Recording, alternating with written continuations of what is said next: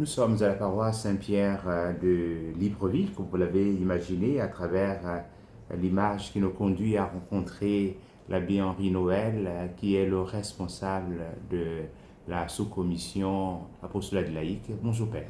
Bonjour l'abbé Serge Patrick et bonjour à tous les abonnés de Cathol TV et des médias catholiques. Alors Père, l'année nouvelle vient de commencer. Un mot à l'endroit de tous ceux et toutes celles qui nous suivent. Je vous présente à tous mes voeux les meilleurs, mes voeux de sainteté surtout, parce que c'est ce qui nous emmène au ciel. Que s'accompagne aussi la santé, la prospérité recherchée dans le travail, la force du travail, le courage et la persévérance dans la foi. Comment se porte la sous-commission apostolat de laïque? Eh bien, la sous-commission apostolale laïque se porte comme Dieu le veut. Dieu merci. Nous sommes toujours en élaboration, en chantier. Le chantier principal actuellement est celui de l'élaboration de la charte de la sous-commission de l'apostolat laïque que nous allons soumettre à la signature de son Excellence Monseigneur Jean-Patrick Ibaba, archevêque de Libreville, afin qu'il ait la force, l'autorité requise pour faire fonctionner cette sous-commission diocésaine qui est un instrument, un organe de l'archidiocèse de Libreville au service de la pastorale de l'archevêque.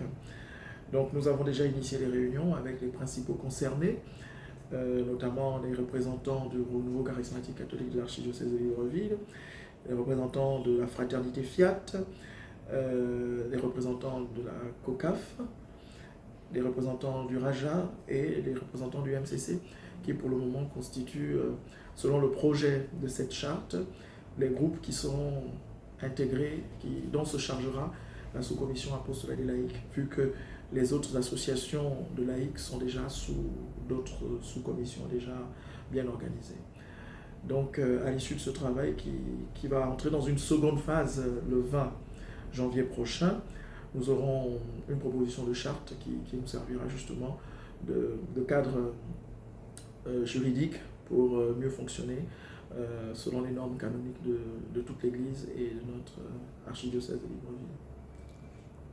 Mon peuple périt par faute de connaissance. Est-ce que cette sous-commission que vous animez a prévu pour l'année des enseignements, des rencontres de formation? Oui, et j'en parlerai tout à l'heure.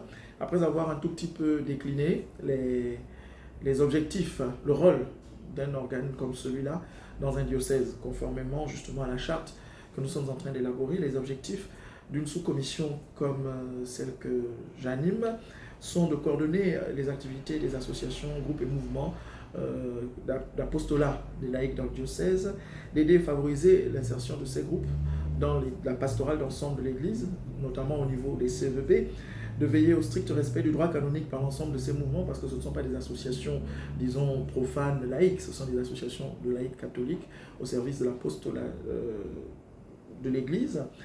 Préparer, justement, relativement à la question que vous avez posée, des formations pour les besoins des laïcs qui ont besoin de grandir et de comprendre mieux la mission qui leur est confiée par l'Église, susciter et encourager la création des structures associatives dans le cadre justement de l'apostolat des laïcs et des structures dans lesquelles bien, les chrétiens pourront, disons, ensemble s'humaniser plus, hein, voilà, selon la vision de l'Église, pour leur progrès, réaliser leur progrès, leur humanisation et la croissance dans la charité, parce que c'est cela essentiellement l'apostolat des laïcs.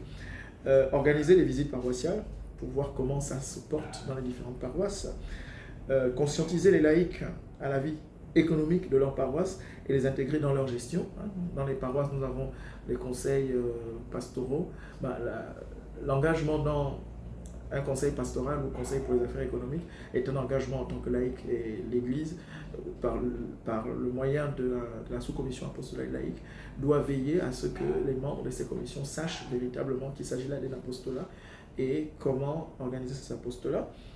Et enfin, statuer sur, par exemple, des problèmes de coordination posés par les associations et mouvements des laïcs, parce que c'est un mouvement d'ensemble qui doit se dégager de ces différentes associations. Elles sont certes autonomes en structure, mais elles doivent participer à une mission commune. Et donc, comme je le disais, il y a l'aspect formation pour lequel nous avons élaboré déjà un programme qui partira du 13 janvier, là, demain, au 15 juin prochain. Une série de catéchèses qui toucheront donc déjà samedi 13 la communion fraternelle dans la mission de l'Église. Le samedi 3 février, l'apostolat des laïcs selon le décret conciliaire Apostolicam Actuositatem de Vatican II. Le samedi 9 mars, la question de l'origine du mal et du péché dans le monde, puisque finalement l'apostolat des laïcs consiste à, disons, lutter contre le mal et le péché selon la volonté de Dieu. Le samedi 20 avril, les fondements bibliques des droits humains, parce que nous devons promouvoir la dignité humaine, le droit et la justice. Le samedi 4 mai, le travail comme lieu d'humanisation et de sanctification de la personne, parce que c'est dans le travail que le laïc doit témoigner de son apostolat, de son identité, doit exercer son apostolat, donc témoigner de son identité chrétienne catholique.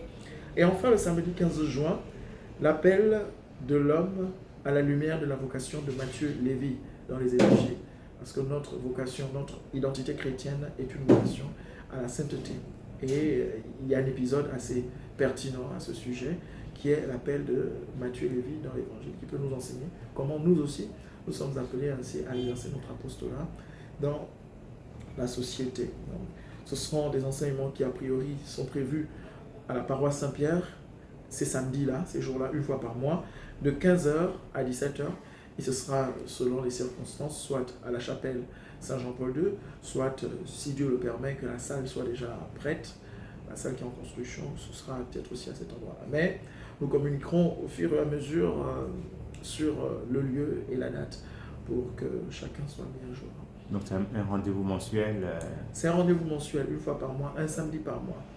A priori, déjà, les inscriptions, à cause du nombre de places, vous voyez bien, la chapelle de Saint-Pierre n'est pas très, très grande, donc à cause du nombre de places, les inscriptions doivent se faire. Il faut s'inscrire, dire je serai là pour qu'on ne se retrouve pas saturé. Mais ce sont des inscriptions gratuites. Et si la salle s'ouvre, la liste étant plus élargie, on pourra accueillir plus de monde. Mais pour le moment, les inscriptions se font pour un maximum de 50 personnes. Donc un rendez-vous est donné ou une invitation est faite déjà pour ce mois? Pour ce mois, le 13 janvier 2024, samedi 13 janvier, samedi dans 2 jours. Samedi 13 janvier à 15h. À 15h. Et 17h, on aura fini parce qu'à Saint-Pierre, nous avons la messe du dimanche anticipée à 17h. Donc c'est de 15h à 17h, c'est 2 heures durant lesquelles nous écoutons un enseignement et nous aurons un échange. Et là déjà samedi prochain, nous allons échanger autour de la question de la communion fraternelle dans la mission de l'Église. Nous essaierons de savoir quelle est la place de ce concept et quelle est sa valeur pour la mission que Dieu nous confie en tant que chrétien, en tant que membre de son corps qu'est l'Église. Merci Père. Merci Abbé Serge Patrick. Vous avez Patrick. une dernière parole Encouragez-nous dans notre apostolat en étant intéressés par ce que nous vous proposons. Comme l'abbé Serge Patrick le disait tout à l'heure, mon peuple périt faute de connaissances, et certaines se plaignent de ne pas avoir des espaces d'apprentissage pour apprendre à mieux saisir leur rôle et dans l'Église et dans la société. Ce programme vous est donné pour pouvoir mieux comprendre ce que vous êtes en Église, pour le Christ et pour le prochain. Je vous remercie. Merci Père.